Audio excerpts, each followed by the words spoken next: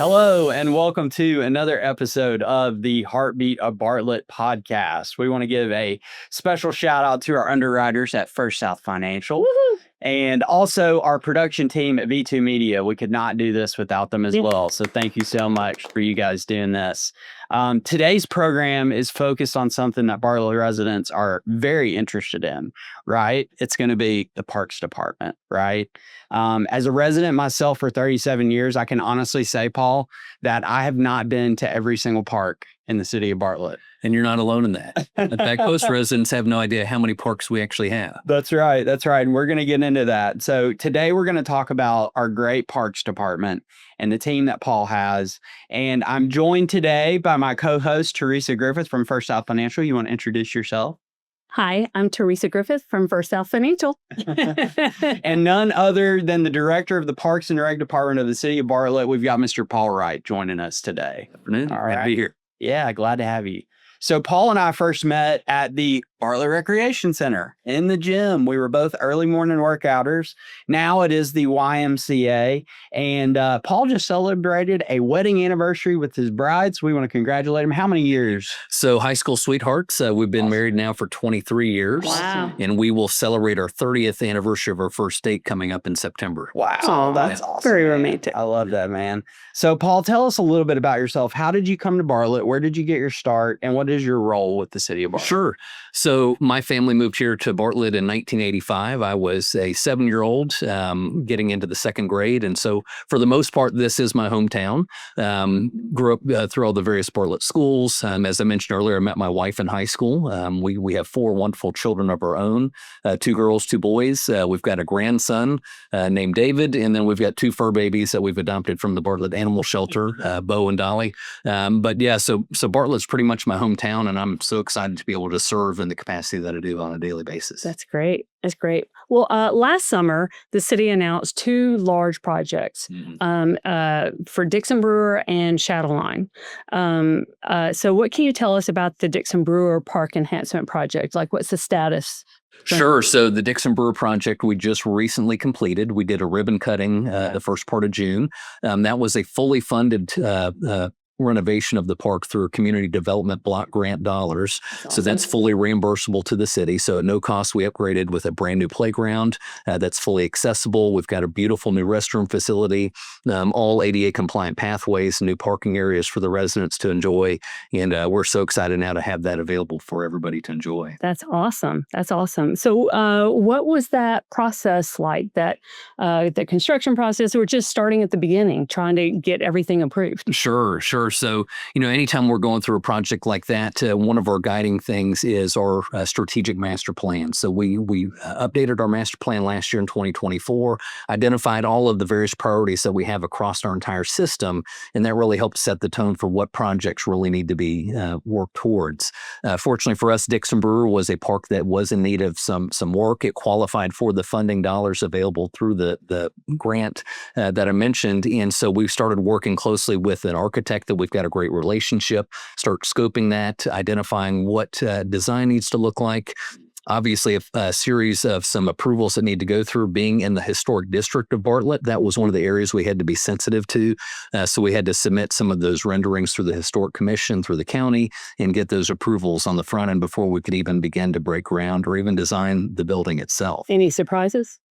Not really any surprises per se, other than not realizing some of the various historic aspects to that park area. So Dixon and Brewer were 2 prior officials in the city of Bartlett. So we had Mayor Dixon and Alderman Brewer that had some responsibilities in the early stages of Bartlett's growth.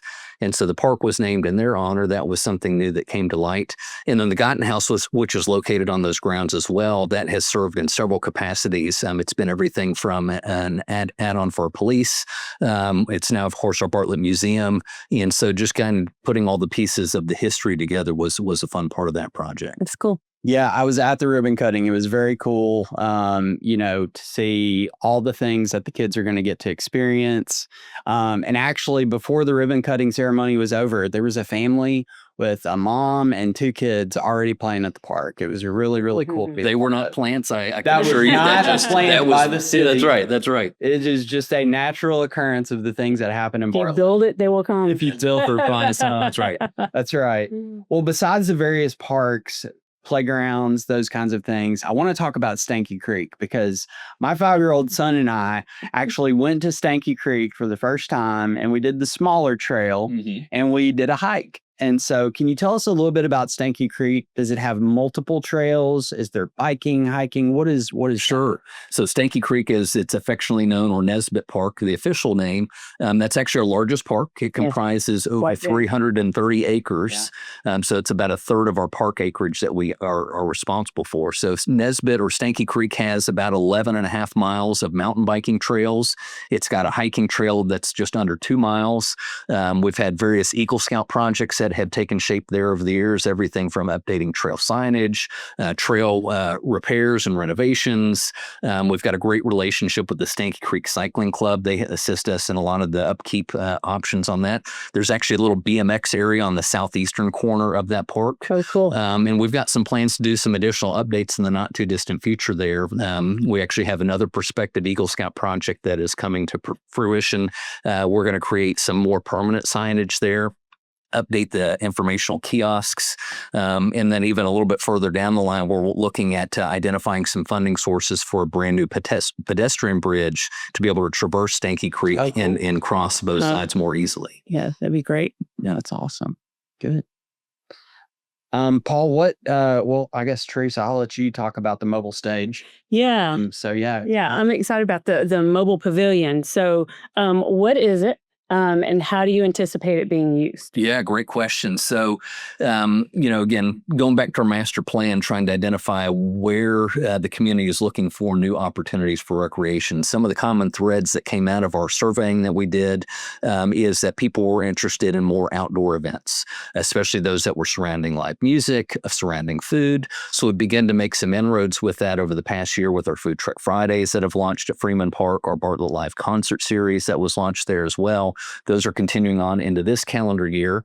And then being able to get out in the community and provide them with opportunities where they don't always have to go to a specific location. Rather than having a fixed structure that only sits at one place, we were looking for some creative ways to have something that is mobile and that we can take to the people and set up within various neighborhood parks or businesses, et cetera, throughout Bartlett. So we had seen the mobile shell on wheels last year, and it just so happened that my assistant director was at a Grizzlies game. His daughter was doing a cheerleading routine at the halftime, and the stage was set up outside. And so he struck up a conversation with one of the guys that was next to it. Unbeknownst to him, he was actually the guy that fabricated the stage. And so we started getting a little bit more information about how that came into being, how that was built. And then when we discovered that we had an opportunity to get additional grant dollars through Shelby County through the Milton Community Enhancement Grant, we were looking, how can we utilize that in a great fashion? So we went back to that idea of, okay, we've seen this mobile shell on wheels. We know that the community wants recreational opportunities outdoors, live music, food, etc. We've got a trailer that we might be able to repurpose. So let's strike up a conversation. So it's been about 12 to 14 months of conversation, scoping, dreaming, trying to figure things out. And so we're excited to say that a contract has been signed. The stage will be fabricated, and we're hopeful that it will be available as early as the Christmas parade this year. No, that's great. That's great. And so is that on a standard flatbed trailer? So it's a little bit larger than your standard flatbed. The stage, when it folds up, is going to be no larger than a small tractor trailer would be. When it folds out, when it's mobilized, it is a 24-foot by 30-foot stage. It's going to resemble the A. Keith McDonald Pavilion that's set at Freeman Park. So it's a very noticeable structure that's already out there. Yes. And so we can take that imagery pretty much anywhere that we have flat level ground available.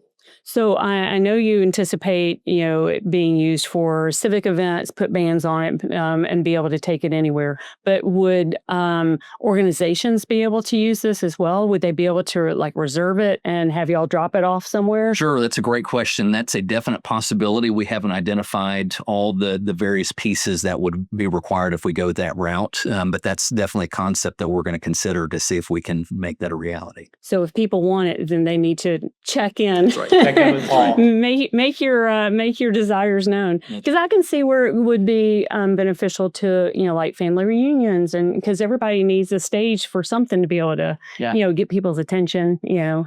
So anyway, I think that's really cool.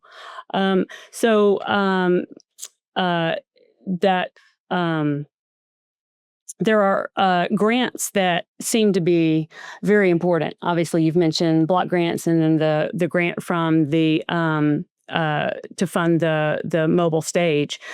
So how do those work, and how crucial are they? What percentage of your budget would you say is covered by those grants? Yeah, great question. So grants are definitely extremely important for us to be able to make inroads towards all the various infrastructure needs that we have. Looking at what we have been able to accomplish just over the past fiscal year, we've earned a little over $1.3 million in grant funding. So that represents anywhere from 15 to 20% of what our standard operating budget is. Oh, that's significant. It is a very significant piece. So looking at what types of grants we qualify for. So you've got anything from state funded opportunities, you've got federal, you've got some through private foundations. So we're always looking for things that align with what we're eligible for, that will also allow us to make some inroads towards accomplishing those items that we've identified in the master plan. You had mentioned Shadlawn earlier. So Shadlawn is an area that we secured a $750,000 grant to do some upgrades there. So we're going to replace the 50-plus-year-old restroom concession building, replace the playground that's over 25 years old, brand new parking areas, walking areas, and actually expanding the parking lot. And so we're hoping to break ground on that later this year and have that available early 2026. That's great. Yeah. That's great. Well, what else is on your wish list? Oh gosh, man, where to start? So we've got 21 total playgrounds across our 29 parks. Of those 21, about 12 of them are 20 years or older. So, if you look back through the history of the way the Bartlett grew, our park system, we started in 1983, and with the growth cycle of the city, really starting to take shape in the mid to late 80s, early 90s, a lot of our existing infrastructure got all built at one time. So the big challenge we have is, because it's all aged at around that same time, is how do we address all the things that need to be done? So grants, again, are huge in towards doing those types of things. We do have a Parks Foundation Fund that we've been trying to get additional dollars in. That's a 501c3 fund through the Greater Memphis Community Foundation that we can put some dollars towards as well. So, playgrounds, walking trails, parking lots, sports facilities, caring for the athletic turf, you name it. We've got a big wish list, so to speak. And so we're trying to be as diligent as we can at making progress, being efficient in what we're doing, being effective use of the taxpayer dollars, so we can provide a system that residents are proud of. That's great. Paul, what can you tell us about upcoming infrastructure projects for fiscal year 2026? Yeah, so we've got a pretty ambitious list of items that we need to address. So looking at some of the various parks, we've got some walking trails we're going to be addressing in this upcoming budget year. Davies Plantation Park has some TLC that we need to do on some of the erosion that's occurred on the walking trails and the parking lot. A.E. Beatty Park is also another one. We're going to wrap up a few items that we started in FY25. So Blue Lagoon Park, we did a brand new spillway pipe and bridge to connect that. We've got to do some asphalt overlay there. So we've got a lot of asphalt work. We've got the grant project at Shadlawn. Not as fun to talk about, but we've got some roofs at buildings we've got to take care of, some HVAC systems. But again, really, we're trying to address as much infrastructure on the front end, do any upgrades or enhancements to what we already have, and not just focus so much on bringing brand new things in. So it's trying to find that balance between those two competing demands. Yeah. And I think that's so important for the community, right? We all want to walk and not trip and fall when we're with our families, right? So it's not maybe... or walk through the mud. Or walk through the mud. Right. That's right. We want it looking good. We want it to have a good experience. So I think that's great. In doing a little bit of research, I understand that Bartlett has a pretty high park to citizen ratio. And that's higher than the state average. It's higher than the national average. So imagine that makes your job pretty hard, but probably fun too. Sure. What's your favorite part of the job? I think one of the favorite things I have is that there's no identical things from day to day per se. There's always something new that you're having to, figure out a solution to a problem, or you're, engaging with citizens, all the fun events that we get to do. I think just the variety is my favorite piece of the job. I've got my roots. I started my career in Parks and Rec at the Rec Center, did programming, did fitness work, and went over to the community center and was in charge of Singleton Community Center for about a year and a half. And now I've been in the administration side now since 2020. So, having some of my roots in some of the facilities and programming, provides some of those opportunities to engage in different ways. So again, it's the fact that I don't have the same thing from day to day that I think is my favorite part. Yeah. And you're invested, man. You've raised a family here. You've got 4 kids. I've got 4 kids. I mean, you participate in all the events. We see each other at daddy-daughter dances. Right. Back-to-back champs. Back-to-back dance champs over here. So props to them, right? We'll get your name etched on the trophy. That's right. That's good stuff. Well, what can you tell us about the pursuit of the Blue Cross Healthy Places grant for Freeman Smith Park? Sure. So Blue Cross Blue Shield of Tennessee, they've got what they call their Healthy Places grant program that's been around for about 10 years. It opens every August of each year, and it is a fully funded grant opportunity. So highly competitive. A lot of communities obviously are very interested in being able to secure those dollars. We've made multiple attempts over the years at various projects. Unfortunately, we've not secured one yet, but I think this is our year. This is your year. So Freeman Smith is what we feel is going to meet some of the parameters in terms of what they're looking for. We've really done a good analysis of prior awardees of the grant and tried to find what are the common threads that exist in those projects that have been selected. And so based upon what the needs are at Freeman Smith that we've identified in the master plan, we want to do a full renovation of that entire park. So we're looking at reimagining how does that park get utilized. So we'll be doing some listening sessions with the community over the summer months as we put our grant package together and get it ready for submission. So we're looking to upgrade and enhance the playground area. Again, another one that's over 20 years old. The restroom structure that's there is 30, 40, 50 plus years old. We've done a recent overlay of the walking path and the parking lot, so it's got some good bones. It's got a great pavilion already established on site. We've got some basketball courts that are there, so we need to just do some enhancements, some upgrades, and possibly, again, reimagine the way that athletic field is utilized. Right now, it's set up more of kind of a baseball, softball style field. Sure. But is that the best use of that space? That's where we need to do these listening sessions with residents and identify what is it that you would like to see. Mm-hmm. If you had your magic wand, if you had the ability to put anything that you wanted, what does that look like? Yeah. Why is that important to you? And then connect all those dots together to provide. It's kind of the epicenter park of the city. It's like the first thing that you see when you pull in to the Bartlett area, so I think you're right on it. And we're hoping for the best. Fingers crossed. Mm-hmm. This is your year. That's right. This is the year. This is the year. We believe in it for sure. Well, I know that you can't do all the work alone. So tell us about the team that you've got. Sure. I mean, we are blessed with a phenomenal team. My assistant director, Jimbo Draffin, he's got his roots in our parks maintenance. He first started as a part-time worker, running weed eaters, running mowers. We elevated him to the assistant director's role last March. And so he provides great insight, great energy, great passion for Bartlett. He's probably got the biggest heart for Bartlett of anybody that I know. And so as my right-hand person in admin, couldn't ask for a better guy. Our division managers, we've got great staff all across, everything from Megan, who's in charge of the venue at Bartlett Station, Cassie, who's in charge of our recreation division, which comprises both Singleton Community Center and the Senior Center. We've got a great athletics division with Keith Richardson. Our parks maintenance is spearheaded by Justin Wall. So we've got, if you look at all of our management team, the combined years of experience that we've got there is well over 200 years. So we've got a lot of great energy, experience, personality, and passion for Bartlett. And we obviously, I can't do it alone. I'm grateful for the team, and they all do a wonderful job of that. That's fantastic. Yeah. All right. So what can you tell us about the Rec Rover?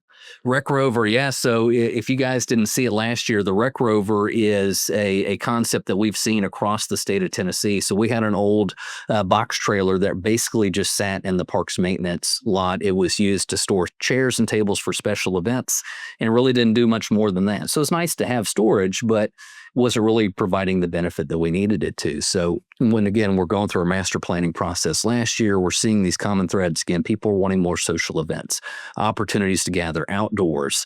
We looked at how can we repurpose this trailer in a creative way to provide some new opportunities. So we secured a sponsor, Jan Jones, a local realtor, sponsored it last year. She came back and she's sponsoring it again this year.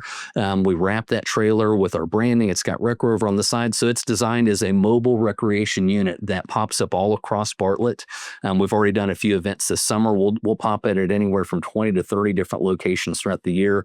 All of our Food Truck Fridays, all of the Bartlett Live concert series. We're popping up at Ellendale Park and East Hill Park and Blue Lagoon and Rivercrest. And so we're trying to hit all the various neighborhood parks again so that we can meet residents where they're at versus them always having to come where we are. We'll set up bounce houses, we'll set up yard games, sidewalk chalk, arts and crafts. So just all the fun little things that you can find. So it's a party in a box. It's a party in a box. That's right. That's right. I remember my first experience with Rec Rover. It was an adult kickball game. That's right. You guys Right. set up adult kickball. I can't remember what park it It was. was over at Freeman Smith. Over at Freeman Smith. It was awesome. We had so much fun.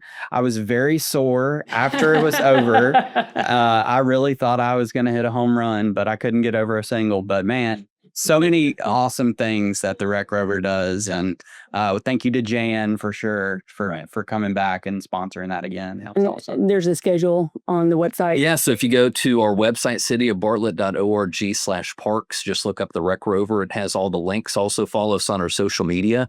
We've got Facebook and Instagram, so just search Bartlett Parks and Recreation. We've got the schedule posted out for the year ahead. And then, So of they can course, see when it's coming. you can see when it's coming to the neighborhood. That's right. It's great. We've got a few extra minutes. Is there anything else that you can tell us that might be going on that we may need to know about? So, with the city's emphasis on more events that have occurred. So if you look back at 2023, we averaged maybe about 100 events a year as of 2023. Mayor Parsons wanted to be very intentional about making sure that we're providing enough things for the citizens to do. Obviously, Parks and Rec, that's kind of our bread and butter, so to speak. So we've worked hard with all the other various departments. So everybody from the fire department to the police department, Parks and Rec, Public Works, we've all worked together. And we had over 300 events last year alone. Wow. We're looking to at least equal that number again this year. Because of that increased emphasis on special events, we just hired a full-time event specialist. Mallory Bird joined our department June of this year. Right. So she's going to be focusing on creating additional events along with all the ones that everybody's grown to love. That's great. Yeah. That's fantastic. Awesome. Well, Paul, thank you so much for being here. Seriously. Thanks for having me. Thank you for your service to the community. Thank you for your friendship. We've known each other, 15 years, maybe something like that. Right. And Paul really, truly cares about the city of Bartlett. And that's what this podcast is all about, is that we all care about what's going on in Bartlett and we want to see all the moving pieces. So thank you for the benefits that the community is experiencing through your department, through your leadership. And thank you again for our underwriter, First South. Yes. We Yay. greatly appreciate them for the Heartbeat of Bartlett podcast. And we always want to give a special shout out to V2 Media. Let's do applause. So do me a favor, like, share, comment, and subscribe to the Heartbeat of Bartlett podcast. You can do that on YouTube. You can watch our Facebook page, and you can do that all through the Bartlett Area Chamber of Commerce and also through First South Financial social media. So we just want to thank you for being a part of today's episode. We look forward to seeing you next time, and thanks for being a part of Bartlett. Bye. Bye-bye.